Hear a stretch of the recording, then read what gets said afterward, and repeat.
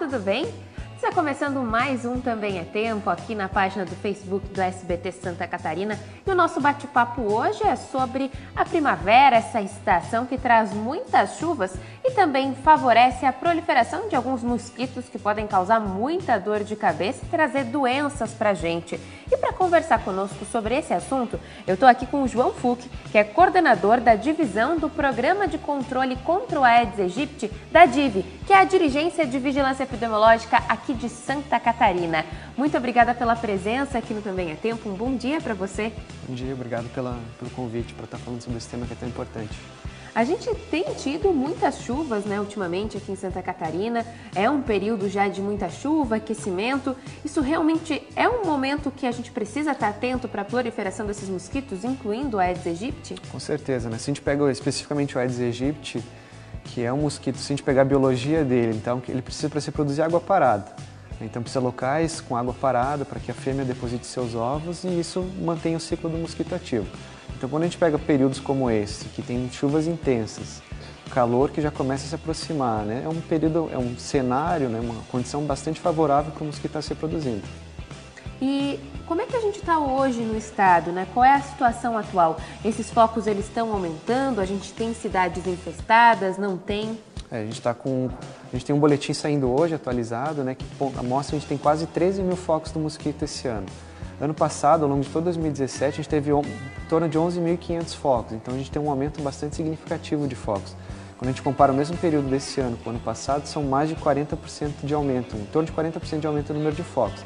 Então mostra que o mosquito está por aí se disseminando, né? A gente tem hoje focos em 154 municípios de Santa Catarina, sendo que desses 74 são aqueles considerados infestados, ou seja, que tem uma presença maior do mosquito.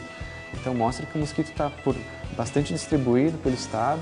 Se a gente pega os municípios infestados, principalmente no oeste do estado, na parte do litoral, e que tem um risco de ter transmissão, né? Não só mais de dengue, a gente fala bastante de dengue, mas a gente tem outras doenças como chikungunya, como zika vírus, que estão aí, que também podem ser transmitidas por ele.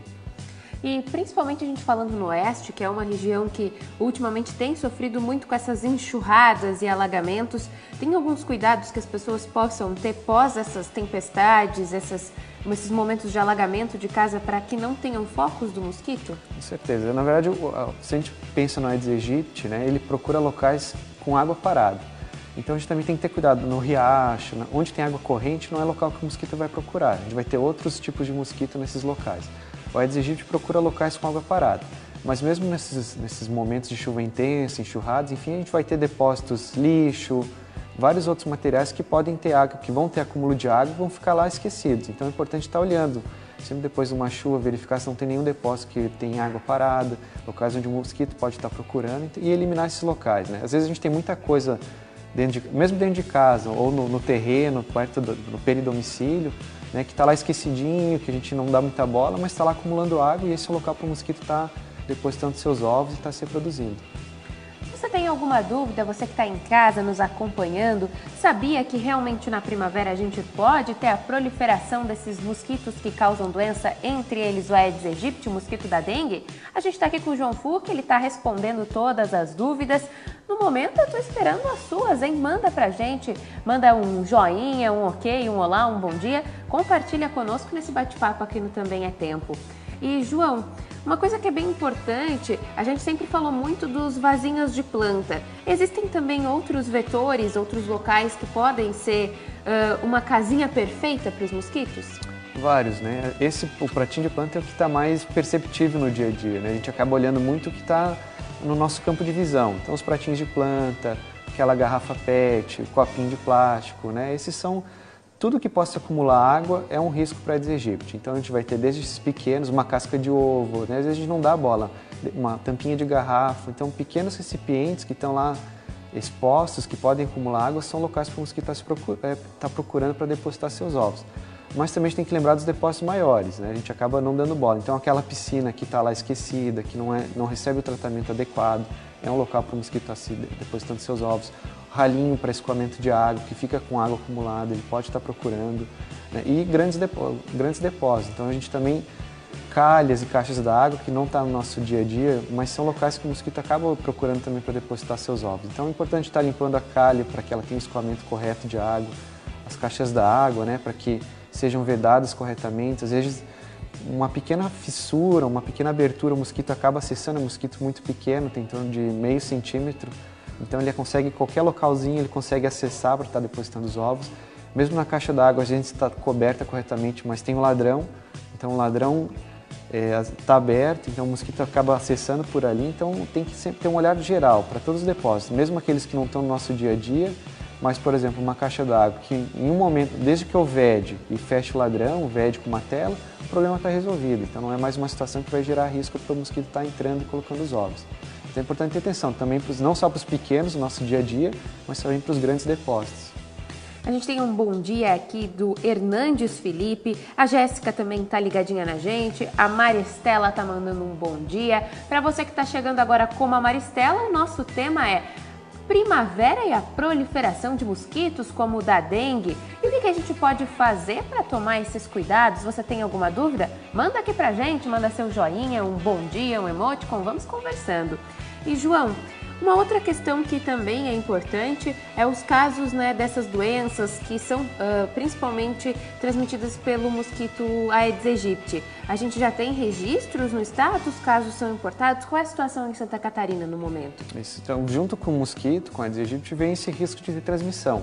E o que já aconteceu esse ano. Então a gente teve grandes transmissões nos anos 2015 e 2016, passamos por 2017 com 2 casos só que foram contraídos no estado, e esse ano a gente voltou a ter transmissão, não da forma que tivemos em 2016, mas mostra que ter a presença do mosquito gera o risco de ter caso da doença. Então a gente tem hoje dengue, a gente tem 33 casos de dengue localizados na região ali de Itapema, Balneário Camboriú e Camboriú.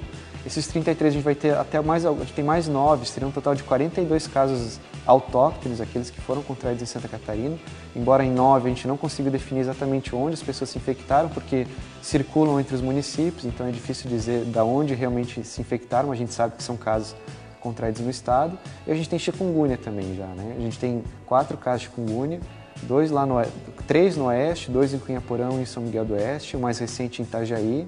Né? Zika que a gente não tem nenhum caso autóctone, mas mostra que os vírus estão circulando, né? Tanto dengue quanto chikungunya, e isso é um risco para a temporada que se aproxima. Então, a partir do momento que a gente tem condições para o mosquito estar se proliferando, né, aumentando a sua proliferação, o risco é cada vez maior de a gente ter a transmissão dessas doenças aqui em Santa Catarina.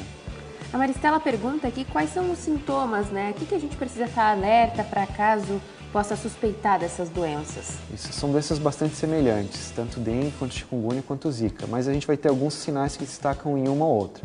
Então, quando a gente pega a dengue, por exemplo, o principal sintoma é febre alta, 38, 39 graus, a pessoa pode ter dores de cabeça, dores atrás dos olhos, dores no corpo, fica bastante prostrada, quer ter um cansaço, não consegue fazer as coisas. Podem aparecer manchas pelo corpo também, embora isso vai acontecer no curso da doença, então algumas manchas, né, lá pelo 4º, 5º dia. Essa é a característica de dengue. Quando a gente fala de febre chikungunya, como o próprio nome já diz, febre chikungunya, além da febre alta, que também vai ser característica da doença, a gente vai ter as dores articulares muito intensas. Então as pessoas têm dores articulares simétricas, então nos 2 ombros, cotovelos, punhos, e que debilitam bastante. Então a pessoa não consegue pegar um copo de água, não consegue escovar os dentes, não consegue levantar da cama. Isso tem sido característica de chikungunya. Pode vir associado com outros sintomas, mas a febre e a dor articular é o que marca ela. E Zika vírus, a diferença é que a gente não tem uma febre tão alta como tem na dengue e na febre de chikungunya. Às vezes a febre nem aparece, mas o sintoma que quase todos os pacientes apresentam é manchas pelo corpo já no primeiro dia, manchas avermelhadas que causam muita coceira. Além disso, os olhos podem estar avermelhados, podem ter dores nas articulações mais leves, né, mas essas manchas vermelhas pelo corpo que causam coceira é o que acaba marcando a febre de Zika vírus. E é importante que sempre que tiver sintomas, procure uma unidade de saúde, né, um profissional da saúde, para que ele possa fazer o diagnóstico e possa fornecer os medicamentos e um tratamento adequado para essas pessoas. É importante evitar a automedicação, né? Alguns medicamentos podem levar as pessoas a ter até um agravamento da doença. Então, sempre que tiver sintomas, procurar uma unidade de saúde. A gente tem bastante gente compartilhando aqui conosco, a Jurema está mandando um bom dia. E para a gente encerrar aqui, uma dúvida bem interessante do Denner, que é essa cidade, né, que tiveram casos, elas recebem algum tipo de atenção especial? Sim, né? A gente tem equipes na DIV mesmo e nas gerências regionais de saúde. Então, se a gente pegando alguns exemplos, Cunhaporã foi feita toda uma ação que envolveu diversos setores, envolveu o município, envolveu o estado, né, justamente para eliminar criadouros, olhar caixas d'água, olhar cálices. Então foi uma ação de uma semana e que depois o município acaba dando continuidade.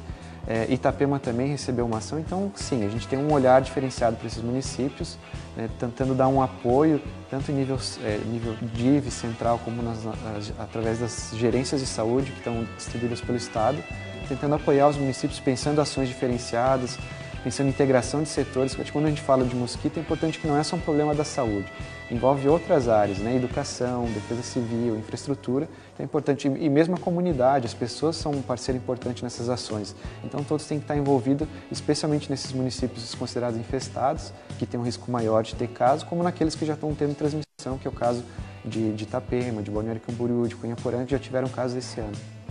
É importante, então, para todo mundo, né, ter consciência e estar de olho perto de casa, começando pela sua região, para que a gente consiga frear esses números no estado, né? Exatamente. Acho que agora é o momento para isso, né? As ações têm que acontecer ao longo de todo o ano, mas especialmente agora, final de outubro, né, começa a ter um clima mais quente. A gente está tendo chuvas bastante intensas, né? Tivemos 2, 3 dias de chuva quase sem parar. Então é importante que cada um faça mesmo a sua parte, né?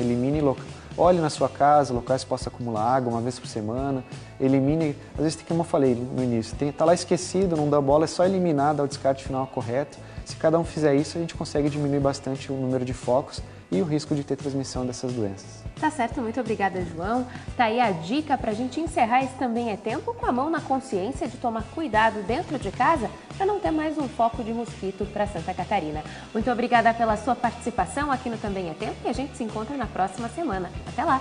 Tchau, tchau.